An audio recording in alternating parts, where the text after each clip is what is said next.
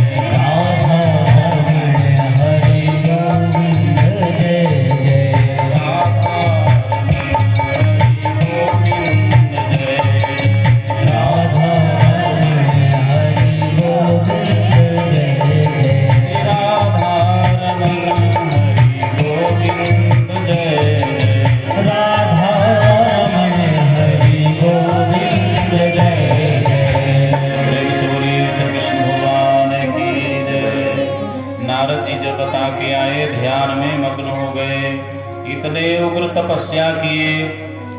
3 दिन पर थोड़ा के पत्ता खा लेते, फिर 6 दिन पर, फिर 9 दिन पर, ऐसे करके वायु पी करके रहने लगे। और वायु भी रोज नहीं पीते, धीरे धीरे क्रम उसका बढ़ा दिए। और फिर तो ऐसा हुआ कि सांस भी रोक दिए।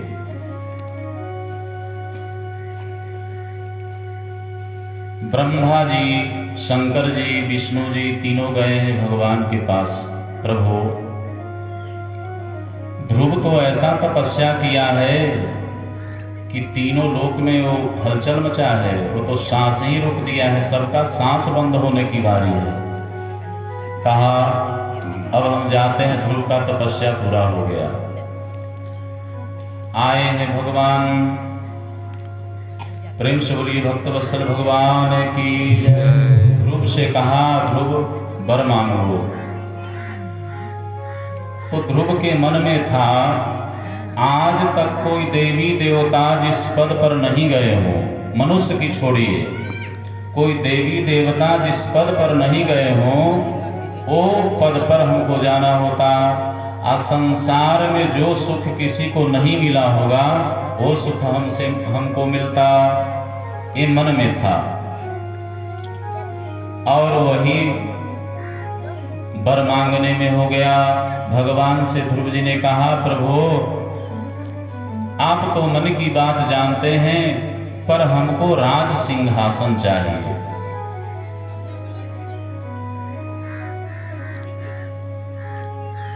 कहा राज सिंहासन यहां से जाते ही तुम्हारे पिता सौंप देंगे, और यहां से शरीर छोड़ के जाऊं तो भगवान के पार्षद लेने आए स्वागत से, और ऐसे जगह ले जाएं जहां देवताओं को भी जाना दुर्लभ होता होगा। भगवान भक्त वत्सल हैं, भक्त के लिए क्या नहीं करते। भगवान वरदान को पूर्ण किए। कहा जाओ ध्रुव, तुम्हारे मन में जो इच्छा थी पूरे वरदान हम दे दिए। भगवान के देखते देखते ही उनका शरीर दिव्य हो गया। ध्रुव जी देख रहे हैं, अहो ये मेरे शरीर बहुत सुंदर हो गए, शरीर में पीतांबर है, मणियों की माला है, माथे में मुकुट है, और घर जाने के लिए रथ तैयार है। जाते समय भगवान से ध्रुव जी ने पूछा, प्रभु राजगद्दी हमको दिलवा रहे हैं, और जिसके लिए हम जंगल आए थे उसको राजगद्दी नहीं मिलेगी, वो हमारा छोटा भाई जो उत्तम है। भगवान ने कहा उसका शादी ही नहीं होगी। कहा शादी नहीं होगी? हाँ। कहा उस राज सिंहासन पर आपके अलावा कोई बैठ नहीं सकता, आपके संतान ही बैठ पाएंगे। लेकिन भगवान ने आगे की बात नहीं बताई, इतना बताया कि उसका विवाह नहीं होगा। अब वहां से आए नारद जी, उत्तानपाद के पास आ गए। महाराज आपके ध्रुव का तपस्या तो पूरा हुआ। कहा महाराज 6 महीने में? हाँ, वो आ रहा है रथ से सवार होकर के आपके नगर में, जल्दी तैयारी करिए। पूरे नगर को सजाया गया और ध्रुव जी आए, बड़ा स्वागत हुआ। अब तो ध्रुव जी लग रहे हैं साक्षात जैसे नारायण आ गए हों। अब उत्तानपाद ने सोचा कि इसी को राजगद्दी देने में भलाई है, यही राज अच्छा से चला सकता है। और इनको राजगद्दी मिली। किसी ने कहा करोड़ों वर्ष राज किए, राज करते करते ऊब गए। जितना संसार के सुख चाहिए था सब सुख लेकर के जब उनको ये हुआ कि अब सुख नहीं चाहिए, तो एक दिन देखते हैं कि मेरे पास विमान आया है। कहा आप लोग कहां से आए हैं? कहा हम लोग वैकुंठ धाम से आए हैं, विष्णु के पार्षद हैं, भगवान नारायण ने मेरे को भेजा है। कहा तो क्या करेंगे? कहा आप जल्दी जल्दी तैयार होइए, इस रथ पर बैठिए, आपको ले जाना है, उसका नाम आप ही के नाम है ध्रुवलोक। ऐसे लोक में ले जा रहे हैं जहां आपके नाम से ही वो जाने जाएंगे लोग। वस्तुतः वो लोक का नाम पहले भी ध्रुव ही था, तो ध्रुव लोक जाना है। अब संध्या वंदन जल्दी किए और देखते देखते दिव्य शरीर हुआ और सिंहासन पर बैठ करके विष्णु पार्षद के साथ ध्रुवलोक गए। थोड़े दूर गए तो उनको ध्यान आया अपने माता के। अहो रुको रुको, मेरी माता पता नहीं कहाँ है, हम चलते समय माता से नहीं मिले। पार्षदों ने कहा, विष्णु के पार्षद तो जो ले जाने आए थे उन्होंने कहा, अजी महाराज आपके माता जी को तो पहले ही वहां ले गए हैं, उसके बाद आपको लेने आए हैं। ऐसा? हाँ। ध्रुव जी को बहुत खुशी हुआ, चलो मेरे जाने के पहले मेरी माता चली गई, इससे और खुशी की बात क्या हो सकती है। ध्रुव जी गए, ध्रुव जी का वहां अटल राज्य हो गया। ऐसा है कि वहां से उनको कभी हिलना डुलना नहीं है। जैसा वरदान वैसा ही फल मिला। जैसे वरदान मांगे थे भगवान से, वैसे ही भगवान इनको पूरा भी किए।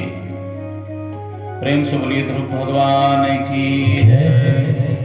ध्रुव जी को आज भी लोग शादी विवाह जब होता है तो पंडित जी स्मरण कराते हैं ध्रुव का।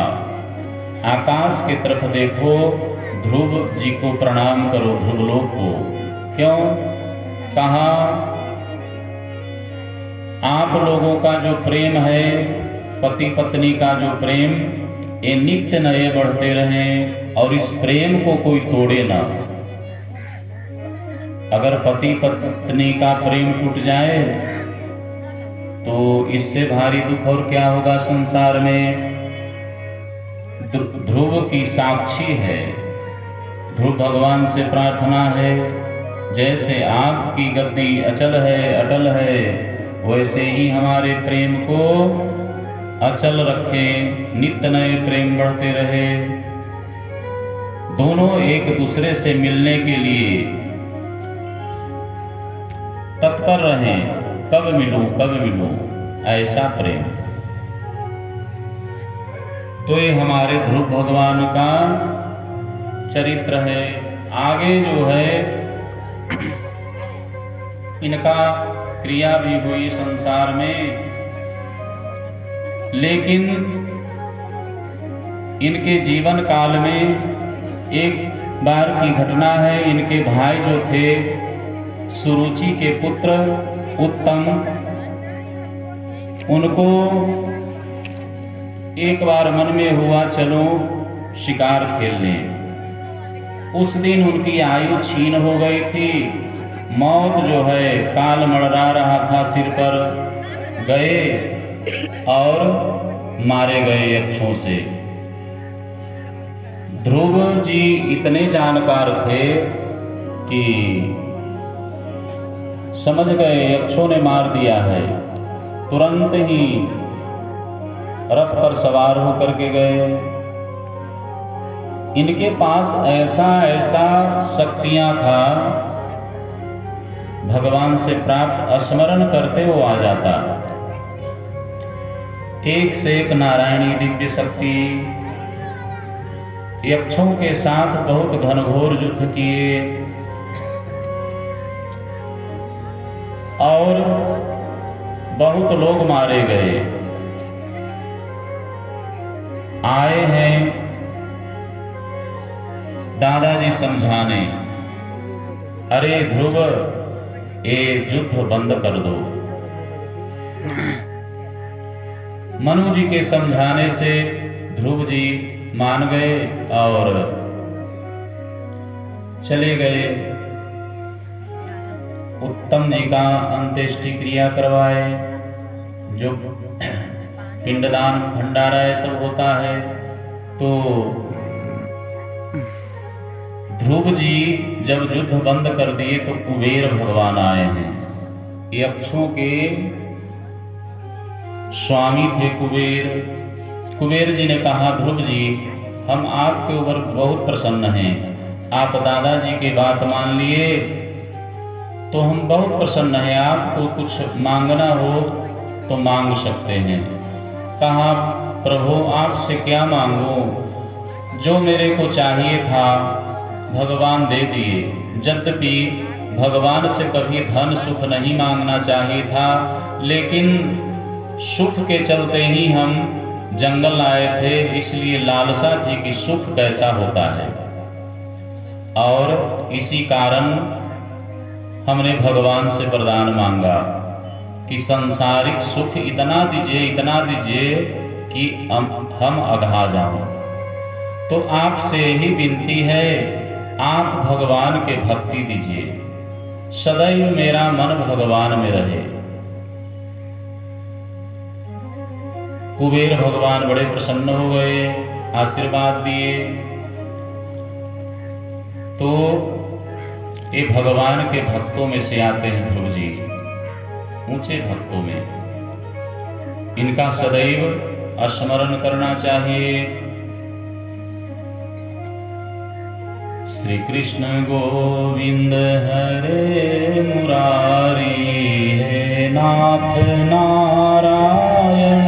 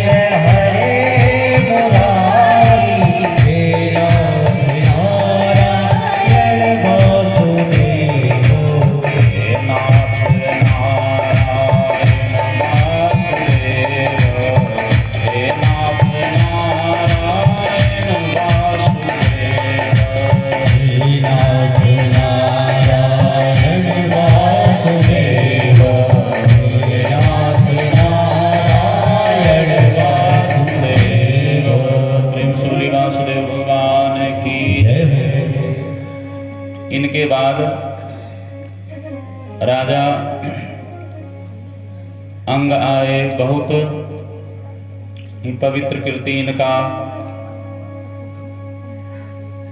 ध्रुव जी का जस फैलाए।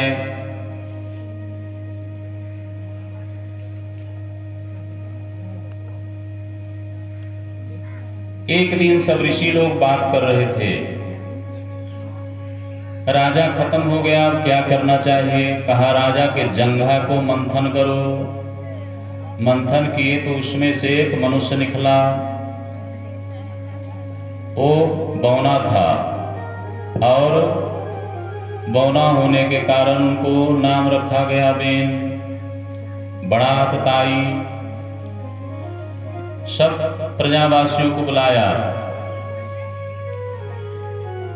कहा तुम मेरा पूजा करो। किसका पूजा करते हो। जब राजा आतताई हो जाता है तो उसके प्रजा में भी लोग पाप ही करते हैं। तब सब ऋषि लोग सोचे ऐसा राजा तो ठीक नहीं है, अब क्या करूं। फिर उनके पूरे शरीर को मंथन किए। उसी में से महाराज पृथु निकले, जोड़ा निकले, पृथु अर्ची, दोनों को विवाह करा दिया गया।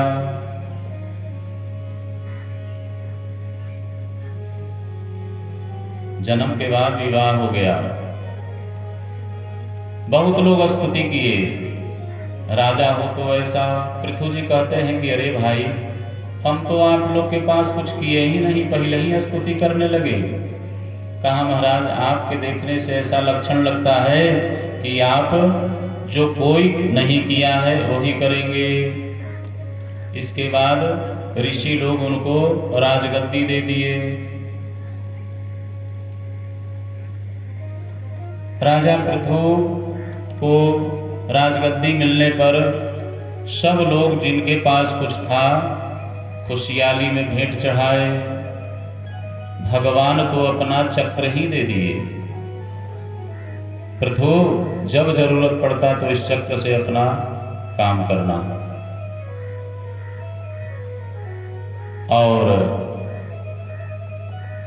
इसके बाद राजा ने देखा, अहो हमारे यहाँ सब दुखी हैं, कोई खुश नहीं है, जितने हैं सब दुखी हैं।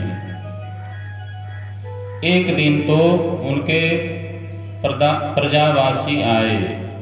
कहा महाराज,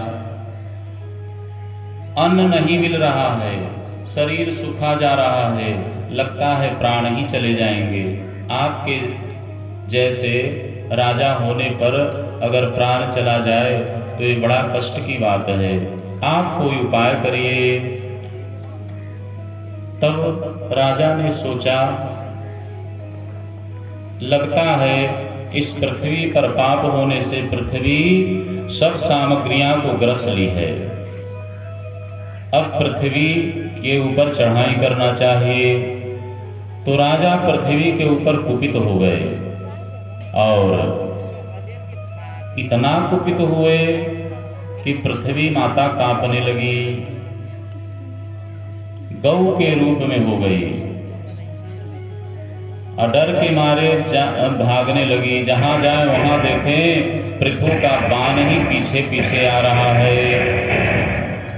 किसी ने रक्षा नहीं किया। ब्रह्मा विष्णु महेश जहां तक जाना था गए, इतना तक कि नारायण के पास भी रक्षा नहीं हुई। कहा देवी उसी के पास जाओ। फिर पलट करके राजा पृथु को पृथ्वी माता हाथ जोड़े हैं, राजन ऐसा है कि इस मृतलोक में स्त्रियों पर हाथ कभी नहीं उठाना चाहिए। स्त्रियां गलती कर दे, हाथ मत उठाइए, सहन करिए, आपको आगे लाभ मिलेगा। थोड़ा सहन शक्ति बनाइए। अगर सहन शक्ति नहीं बनाएंगे, हाथ उठा के दे दिए राधे श्याम सीताराम, तो आगे के लिए आपका दुख ही आएगा। वो किसी के घर छोड़ करके आए हैं आपके सेवा करने महाराज, और आप हाथ उठाएंगे तो अच्छा नहीं। पृथ्वी माता ने कही है, संसार में लोग मानते हैं कि स्त्रियों पर हाथ नहीं उठाना चाहिए, उसमें भी हम गौ रूप में हैं, भला गौ को आप मत मारिए। राजन, यहाँ सब लोग पाप करने लगे, इसलिए हमने सब वस्तुओं को अपने आप में समाहित कर लिया। अब आपसे एक विनती है। क्या? कहा जैसे गैया जब बच्चा देती है और बछड़े जब जाते हैं उसके पास, तो दूध थन में अपने आप आ जाता है। इतना बदसलता होती है कि दूध गिरने लगता है। वैसे ही आप मेरे को दोहन करिए और बछड़ा ऐसा ऐसा बनाइए कि बछड़े को देख करके हम सब वस्तुएं दे दो दूध के रूप में। राजा को बड़ा अच्छा लगा और एक खबर सब तक पहुंच गया। देवता, देवी, राक्षस जितने थे, ऋषि महर्षि, सबको खबर पहुंच गया। तो मनुष्यों के लिए बछड़ा बनाए स्वाम्भु मनु जी के।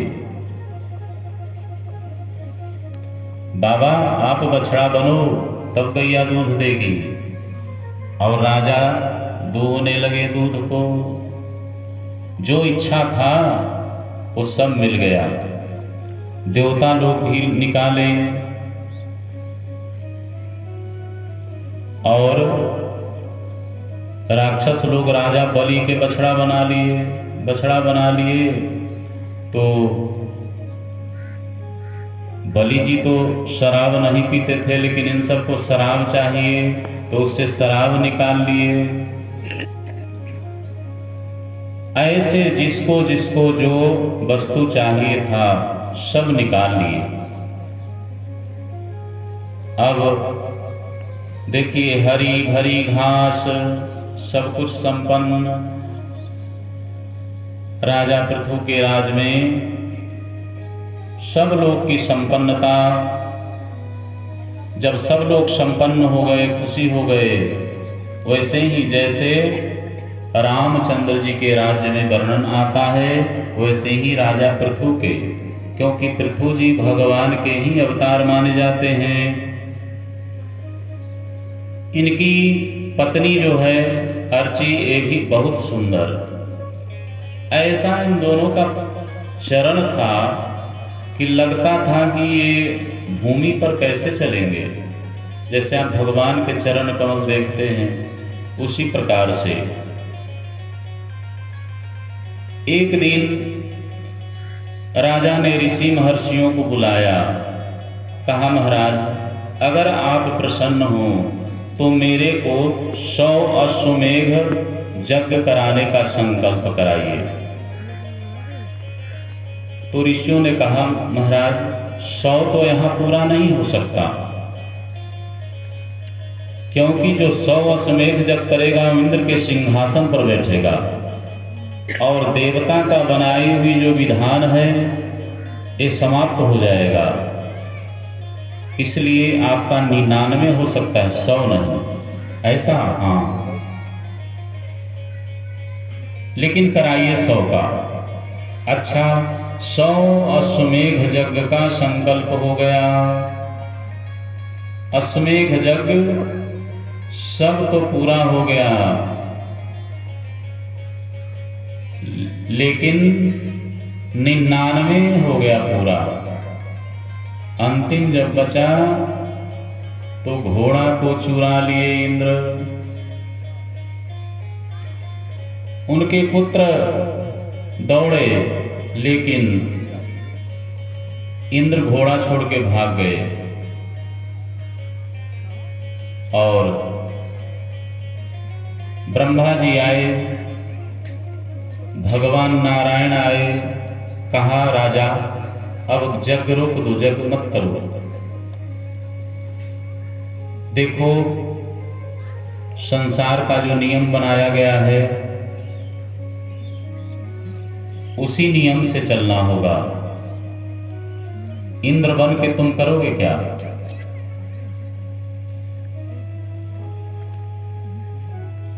तुम्हारे 100 यज्ञ का संकल्प हो गया, तुम्हारे ऊपर सब देवी देवता प्रसन्न हैं। कुछ दिन के बाद शनकादिक लोग आएंगे, तुमको उपदेश देंगे और तुम उपदेश लेकर के जंगल चले जाना। राजा पृथु से सब देवता लोग पूजा ग्रहण किए हैं और सब अपने अपने स्थान को चले गए। अब पृथु सोच रहे हैं, ओ संत कब मिलेंगे, जो सनातनी संत हैं ब्रह्मचारी, उनसे कब भेंट होगा। ऐसे विचार ही कर रहे थे कि एक दिन उनके पास चारों भाई पहुंच गए और चारों का पूजन हुआ। सनक सनंदन सनातन संत कुमार चारों भाई का। और राजा ने कहा, महाराज आपका दर्शन वैकुंठ को देने वाला है और जिस घर में आप पहुंच गए हैं वो घर तो तीर्थ धाम बन जाता है। पूजा के बाद सनकादिकों ने कहा, राजन ये सारा सृष्टि भगवान नारायण के अधीन है और यहाँ माया मोह में ज्यादा मत फंसो। तुम्हारे अधीन सब हैं, अनेकों राजा, सारी पृथ्वी तुम्हारे अधीन है और बहुत यज्ञ भी किए, लेकिन काल का चक्र किसी को छोड़ता नहीं। ऐसा न हो कि राज्य में ही तुम शरीर छोड़ दो, इसलिए हम चाहते हैं तुम इस सब राज्यपाट को छोड़ करके अपने पुत्र को राज पर बैठा करके चले जाओ जंगल और भगवान के तपस्या करो, उनके नाम जपो। सर्वस्व भगवान हैं, आगे की गति बनाएं, ये माया मोह छोड़ो। सनकादिकों को विदा किए हैं और अपने पुत्र को राजगद्दी पर बिठा करके राजा जंगल चले गए।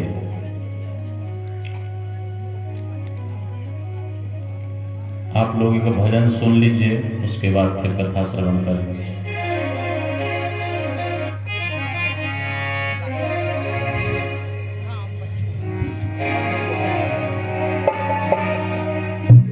तुम हमारे थे प्रभु जी, तुम हमारे हो, तुम हमारे ही रहोगे ओ मेरे प्रियतम।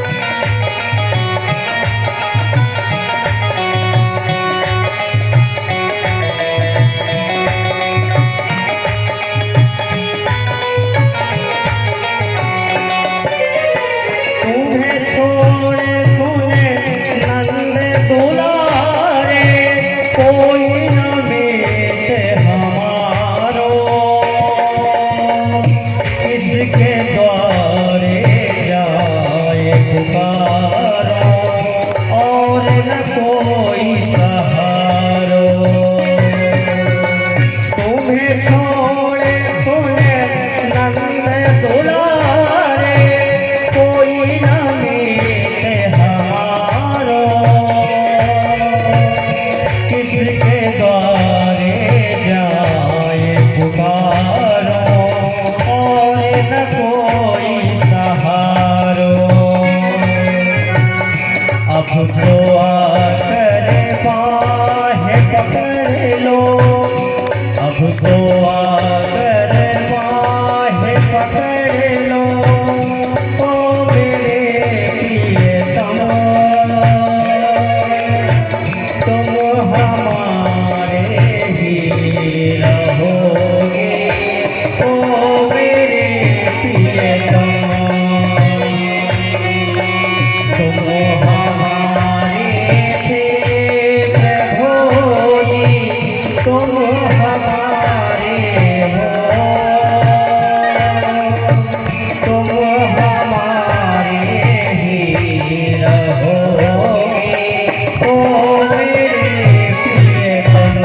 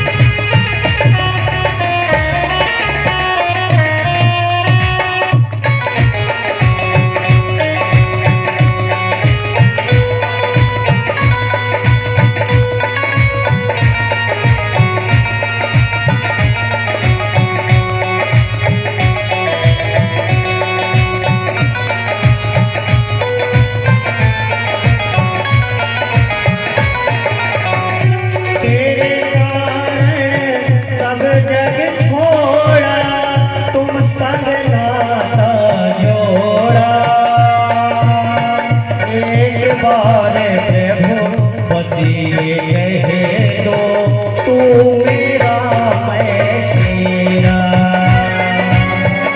तेरे कारण सब जग छोड़ा, तुम संग नाता जोड़ा।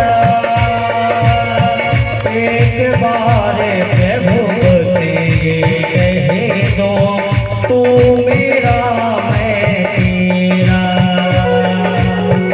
साची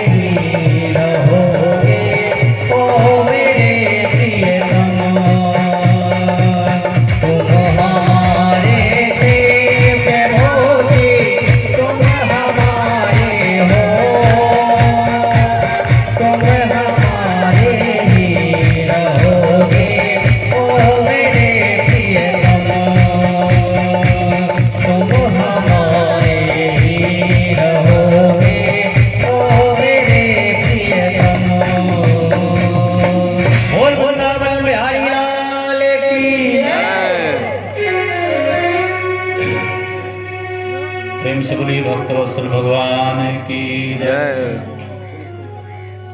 राजा पृथु के पुत्र को पता चला विजिताश्व जी को मेरे पिताजी चले गए स्वर्ग। विमान आया था माता पिताजी को लेने के लिए, तो उनकी क्रिया सब किए। और जैसे राम जी को सब भाई से प्रेम रहता था, वैसे ही इनको अपने भाइयों से प्रेम था और सबको अपने राज्य का भाग बांट दिए। भैया इधर की तुम देखना, उधर का तुम देखना। किसी भाई को ये न लगे कि हमको नहीं मानता है। तो बिल्कुल राम जी जैसे इन सब का राज्यकाल बहुत अच्छा चला। आगे भगवान बताते हैं, जिस संसार में हम लोग रहते हैं इसको पुरंजन उपाख्यान के नाम से जानते हैं। बड़ा माया रूपी ये संसार है। पुरंजन का चरित्र वर्णन आता है। भरी जवानी, सोचा हमारे लिए कोई सुंदर कन्या मिलती, शादी करते, उसके समान कोई मिला नहीं। घूमते घूमते घूमते भगवान की लीला, एक ऐसे सुंदर वाटिका में पहुंचा जहां एक बहुत सुंदर कन्या थी, उसका भी विवाह नहीं हुआ था।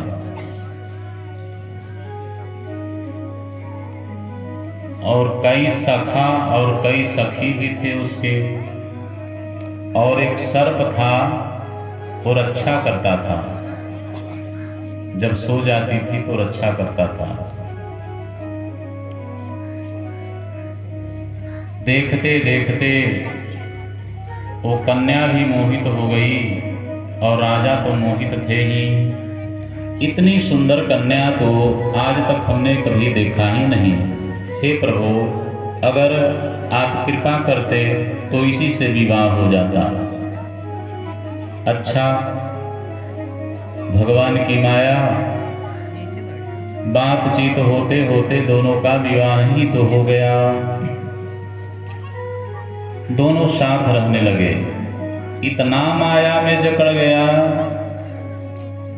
जब वो पत्नी हंसे तो ये भी हंसता, वो बैठती तो ये भी बैठता, वो सोती तो ये भी सो जाता, वो खाती तो ये भी खाने लगता, वो नहाने जाती तो ये भी नहाने चला जाता। जो करती वैसे ही ये करता। अगर वो नाचने लगती तो ये भी नाचने लगता। ऐसे रहते रहते बहुत काल बीत गया। लेकिन रानी बोली, देखो ये मेरा महल है, और शयन के बाद अगर तुमको हम नंगा देख लिए तो उसी दिन तुम हमारे नजर से दूर हो जाओगे।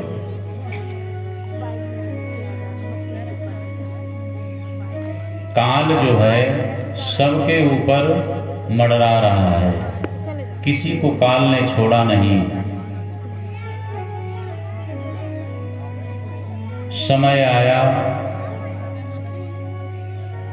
काल कन्या एक दिन मिली।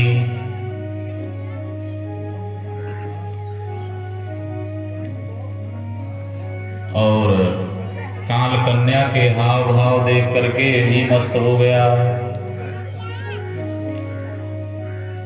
एक दिन जंगल से आया तो पता चला कि पुरंजनी रूठी हुई है। मनाना भी जानता था। अपने पत्नी को पैर दबाने लगा, मीठी मीठी बातें करने लगा। अच्छा बोली, लेकिन प्रसन्न नहीं हुई। और वो जो काल रूपी कन्या आई थी, वो उसके साथ प्रेम करने लगा और उसी में इसका सब सुख समाप्त हो गया। भगवान सुखदेव जी कहते हैं, ये हमारी जितनी इंद्रियां भगवान दिए हैं ना, इसमें मन बड़ा शत्रु है। और प्राणवायु जो पांचों हैं, यही सर्प बन के रक्षा करते हैं। हम सोते हैं तो जगते हैं तो चलते हैं तो सांस तो चलता है, और ये मन को समझाना बड़ी मुश्किल हो जाता है। भगवान कहते हैं,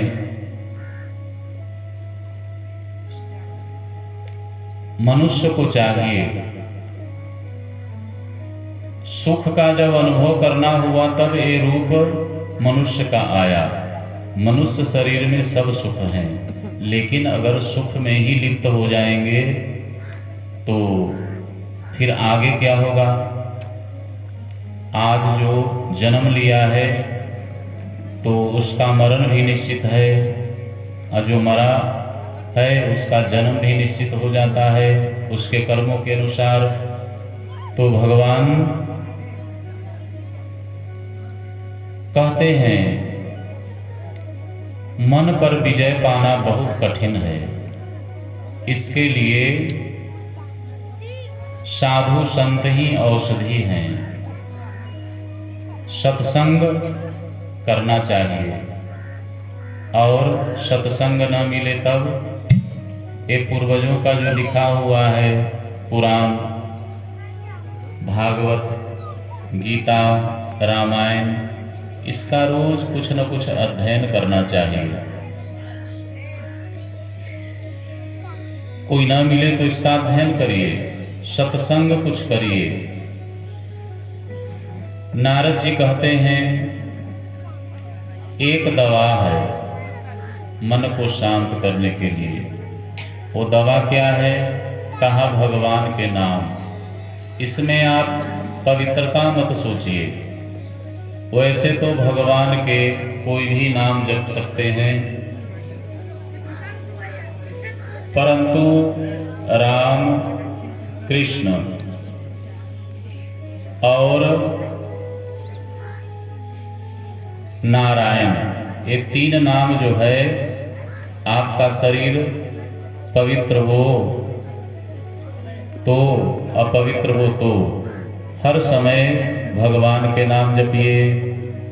मन को आदत डालिए, ये मन उसमें जब सुख पाएगा तो इधर उधर आपको नहीं भटकाएगा, और नहीं तो ये नगरी ऐसी है कि इसमें मन रम गया तो देखते हैं बिस्तर पर लोग रहते हैं और कहते हैं, बेटा देखो काम नहीं हुआ है। पहले राजा लोग जंगल जाते थे सब छोड़ करके, क्या उनके बेटे नहीं मानते थे? सब एक से एक प्रिय थे, धुरंधर, लेकिन सब छोड़ के जाते थे आगे का जीवन बनाने के लिए। अहो, ये संसार किसी का नहीं है, अब छोड़ के चलना चाहिए भगवान के भजन में। अच्छा वो समय नहीं है आज, लेकिन जब बुढ़ापा आ जाए, जब देखिए कि बाल पकने लगे और शरीर की इंद्रियां शिथिल होने लगी, बच्चे लोग अपना कारोबार करने लगे, तो ज़्यादा माया में मत फैलिए। जो 4 आश्रम अपने यहाँ बनाया गया है, ब्रह्मचर्य, गृहस्थ, वानप्रस्थ और सन्यास। घर में सन्यास लीजिए, जो आपसे बनता हो करिए और मत मरिए। अब जिसका है लड़के बच्चे वो करेंगे, आपके बच्चे जवान हो गए। प्राप्ते तो थोड़ से वर्षे पुत्रम मित्रदाचरेत, जब 16 वर्ष का पुत्र हो जाए तो मित्र के समान हो गया, वो अपना भला बुरा जो होगा करेगा। तो जब संन्यास का धर्म लेने को हो तो धीरे धीरे सब काम से मुड़ते जाए। जो आपसे बनता है करिए। अब सलाह भी देना छोड़ दीजिए। सलाह लेने आए तो बता दीजिए, नहीं तो सलाह भी देना छोड़ दीजिए, क्योंकि ये सारा कुछ देख रहे हैं, ये भगवान की इच्छा